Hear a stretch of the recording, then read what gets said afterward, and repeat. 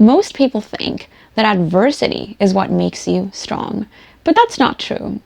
If adversity made you strong, then anyone who's ever suffered would be powerful by default.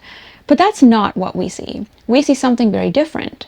We see two kinds of people that have experienced the exact same kind of adversity, except one breaks and the other becomes unstoppable.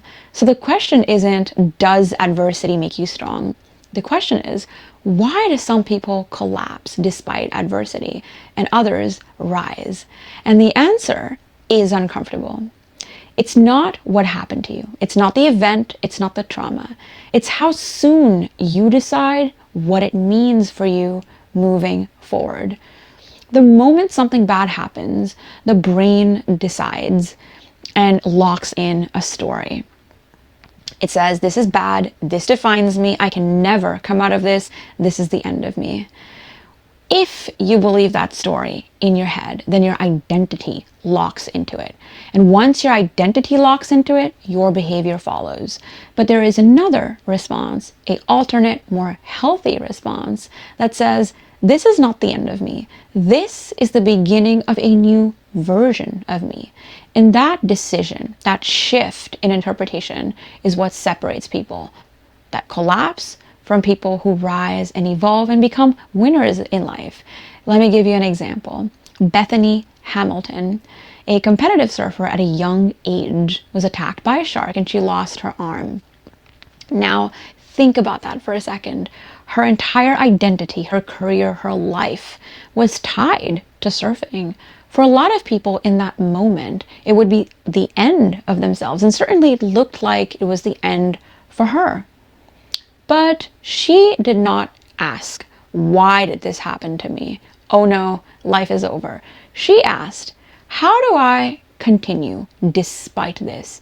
And she got back into the water and she started competing again. She trained her body. She adapted her technique. She competed and she won because she refused to let a diminutive narrative dictate her life. I'll give you another example. Sheetal, Devi, the world famous archer, born without arms. That was her starting point. So you can imagine the narrative that was available to her at birth.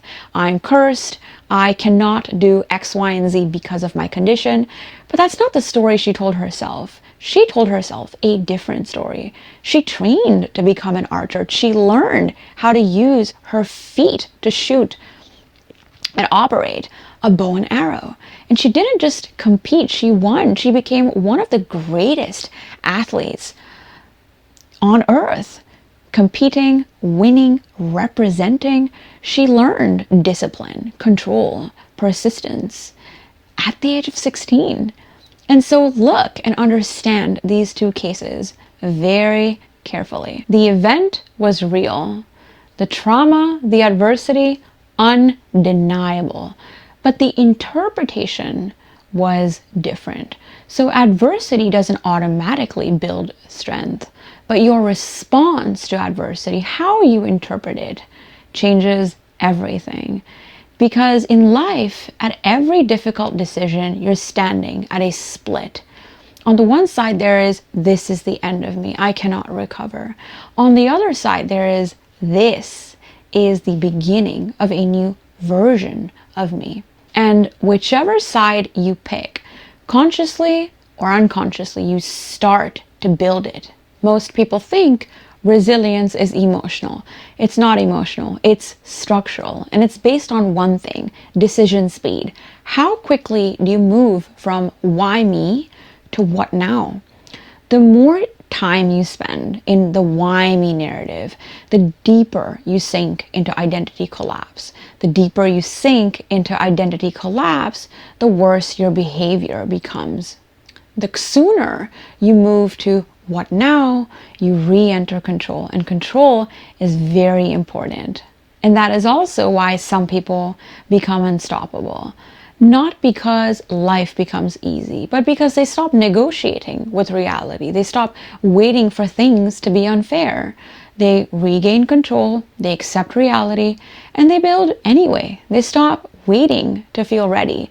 And something else happens when you do that. You gain quiet confidence, not loud, not performative, but a stable confidence where you realize no matter what happens in life, I can handle it. And when you gain that kind of control, you stop depending on conditions to be perfect. You stop depending on the world for validation. You stop depending on things to be different or look different. You regain full control of reality. And to do that, you don't have to be extraordinary. You just have to know one thing, that no matter what happens in life, I have my own back. And once you know that internally, you stop fearing life. And when you stop fearing life, you're finally able to fully enjoy it. And so you're not shaped by your adversity. You're shaped by how quickly you decide what it means for you moving forward. And perception recalibration is exactly what I coach on in the Neurologic Recode, is how to reframe your life so every event, no matter how devastating, becomes a growth opportunity, a pivot point to reconstruct yourself inside out, making your life a living work of art. And so if you'd like to check out the full framework, find a link to the Neurologic Recode in the description below.